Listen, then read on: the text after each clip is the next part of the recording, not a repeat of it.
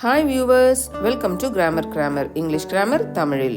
நீங்கள் ஸ்கூல் அல்லது காலேஜ் படிச்சுட்டு இருக்கீங்களா? அல்லது டிகிரி முடிச்சுட்டு TNPSC group 1, 2, 3, 4 TET TRB bank exam இது மாதிரி காம்படேட்டிவ் எக்ஸாமுக்கு ப்ரிப்பேர் பண்ணுறீங்களா?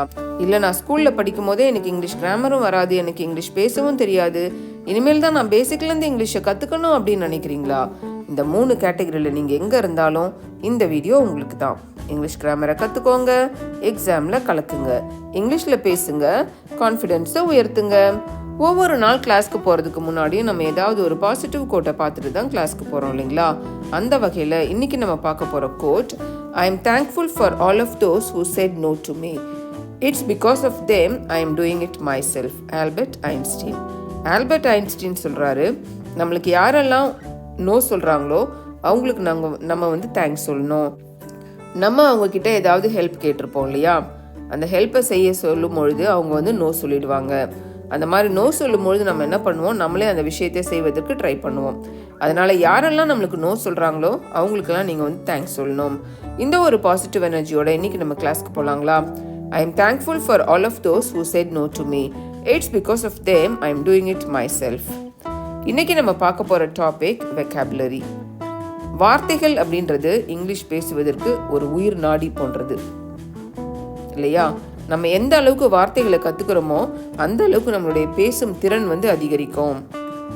அந்த வகையில் இன்னைக்கு நம்ம பார்க்க போகிறது ஃப்ரேசல் வெர்ப். 2 ஃப்ரேசல் வெர்பை நம்ம பார்க்க போகிறோம்.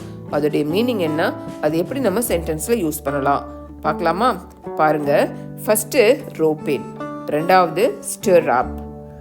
ரோப்பேன், ஸ்டிர் அப், இந்த 2 வேர்டுடைய மீனிங் என்ன பாருங்க. முதல்ல நம்ம பார்க்க போகிறது ரோப்பேன். Persuade someone to take part in an activity despite their reluctance. Persuade அப்படின்னா வலியுறுத்துதல் அல்லது வற்புறுத்துதல். reluctance அப்படின்னாக்கா தயக்கம்.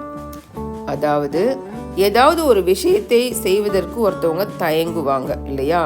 அந்த மாதிரி தயங்கினாலும் நம்ம அவங்கள வந்து வலியுறுத்துவோம். அந்த விஷயத்தை செய்வதற்கு நம்ம அவங்க வந்து வலியுறுத்துவோம்.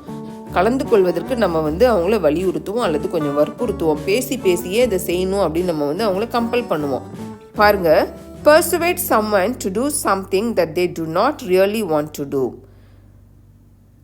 யாராவது ஒருத்தரை வந்து அவங்களுக்கு செய்ய விரும்பாத ஒரு விஷயத்தை வந்து செய்யணும் அப்படின்னு சொல்லிட்டு நம்ம வந்து வலியுறுத்துவது, பேசி அவங்கள வற்புறுத்துவது, அந்த மாதிரி நம்ம செய்யும்பொழுது நம்ம ரோப்பின் அப்படின்ற இந்த ஃப்ரேசல் வெர்பை யூஸ் பண்ணலாம். இப்போ உங்களுக்கு வந்து இந்த ரோப்பின் அப்படின்ற ஃப்ரேசல் வெர்புக்கு மீனிங் என்னன்னு தெரிஞ்சிடுச்சு இல்லையா? அது சென்டென்ஸில் பார்க்கலாங்களா? பாருங்க, my sister did not want to sing in the talent show but my father roped her in. என்னுடைய அக்கா அந்த டேலண்ட் ஷோவில் பாடுவதற்கு விரும்பவில்லை, ஆனால் என்னுடைய அப்பா வந்து அவளை பேசி வலியுறுத்தினார், வற்புறுத்தினார். ரெண்டாவது பாருங்க, my mother was roped into making tea for the whole team. என்னுடைய அம்மா அந்த முழு டீமுக்கும் டீ போடுவதற்கு வலியுறுத்தப்பட்டார். அம்மாவுக்கு டீ போடுறதுக்கு இஷ்டம் இல்லை, ஆனால் வந்து அவங்க அம்மாவை வந்து பேசி ஃபோர்ஸ் பண்ணி வலியுறுத்துறாங்க, வற்புறுத்துறாங்க டீ போடுறதுக்கு. அதான் இந்த சென்டென்ஸுடைய மீனிங். அப்போ ரோப்பின் அப்படின்னா ஒருத்தவங்க இஷ்டப்பட மாட்டாங்க, அந்த செயலை செய்வதற்கு தயங்குவாங்க, ஆனால் நம்ம வந்து அவங்கள பேசி அவங்கள செய்வதற்கு வந்து நம்ம வலியுறுத்துவோம், வற்புறுத்துவோம். அதுதான் இதோடைய மீனிங். நம்ம வந்து இந்த சென்டென்ஸில் ரோப்ட் இன் அப்படின்னு சொல்லியிருக்கிறோம் இல்லையா? ரோப் இன் அப்படின்ற இந்த ஃப்ரேசல் வெர்புடைய பாஸ்ட் டென்ஸ் தான் ரோப்ட் இன். ப்ரெசன்ட் டென்ஸில் ரோப்பின் அப்படின்னு சொல்லுவோம், நிகழ்காலத்தில் ரோப்பின் சொல்லுவோம், கடந்த காலத்தை பற்றி பேசும்பொழுது நம்ம வந்து ரோப்ட் இன் அப்படின்னு சொல்லுவோம். ரெண்டாவது வேர்டு நம்ம பார்க்க போகிறது ஸ்டிர் அப். ஸ்டிர் அப் அப்படின்னா மீனிங் என்ன?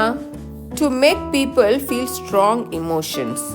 அதாவது மனிதர்களை வந்து மிக ஸ்ட்ராங்கான உணர்வுகளை ஃபீல் பண்ண வைக்கிறது. ரொம்ப உணர்ச்சி வசப்படுவோம், உணர்வு பூர்வமாக ஆகிடுவோம், ரொம்ப ஃபீல் பண்ணுவோம் இல்லையா?